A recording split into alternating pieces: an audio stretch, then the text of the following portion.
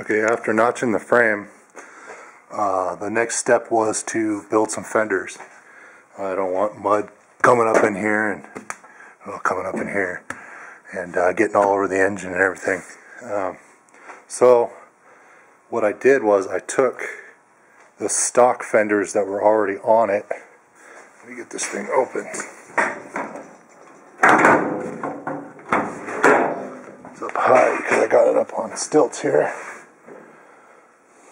Okay, I took the original fenders out of the Jeep and basically just cut off the part in the front.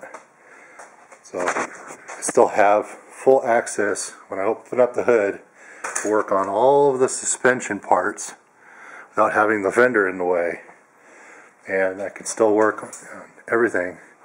The cool thing, I didn't actually measure it and check. I thought I was just going to have to cut the fenders, but the purchase here, I don't know why I keep calling it a purchase, the shock mounts there actually fit in there perfectly. I didn't have to do any hammering or welding, cutting or anything. And on this side you can see it's pretty far away. So everything turned out pretty good with that. I did have to cut a little bit on the bottom for it to fit. It actually fit through just fine. I just cut it so just in case there's any vibration or anything, there's not rubbing. This side you can see it still fits through. That side still needs to be cut a little bit. Actually, I think it just needs to be bent. There's a little flap that's going over it. So when I welded the frame, I had to get to the other side. So I took, you can kind of see it in the other video, but I took the grill off and the radiator and everything, removed it completely so I could get the proper angle to get in there to weld.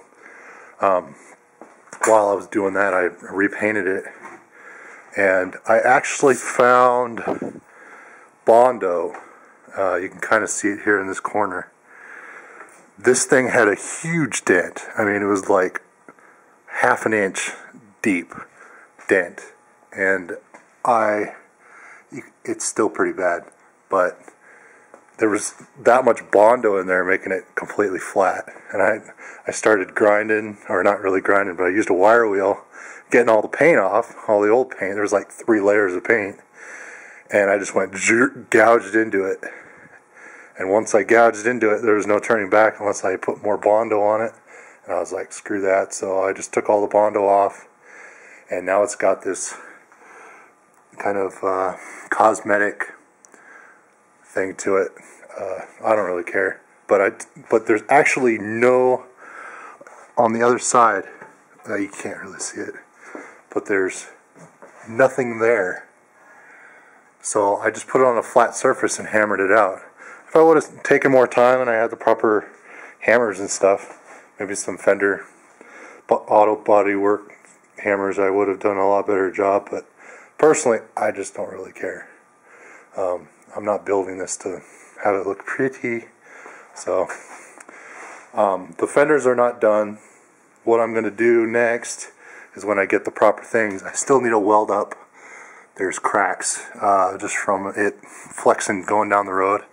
I need to weld some more. I started doing some welding, but I wanted to clean it up and get it installed, make sure that it fits properly before I do any more welding on it. I will take it off, strip all the paint off of it, get this ugly yellow color. That's the last bit of ugly yellow that I have on this thing. It's the fenders, and well, I guess there's still that door. But get all that paint off, and then I'll use some primer 15 or pour 15, and I will do the whole underside, outside, do the whole thing, so the fenders won't have any problems with rock chips going up into it or anything like that. I'll also do the underside of the hood, and I can do that whenever. I could do that 10 years from now. That's not a big deal. So that's probably not the next step that I will take, because I do want to get this thing on the road this winter. So right now, pretty much what I got to do is buying new bolts for the hangers. The ones that I had were too short. They were just ones laying around, and little touch-up works like greasing the fittings, checking the rear end for fluid, changing the transmission gasket so that it's not leaking. Everything else is in working order, so it's just all these little things. I think some of the bolts on the axle need some cotter pins, so I'll be doing that, and then bleeding the brakes. Hopefully, probably 2 videos from now, I will have video of me driving it on the road. So for all you that have been waiting for that for years now, you'll be able to see that. Also, I'm getting seals so I can put it outside. It doesn't need to be in the garage anymore.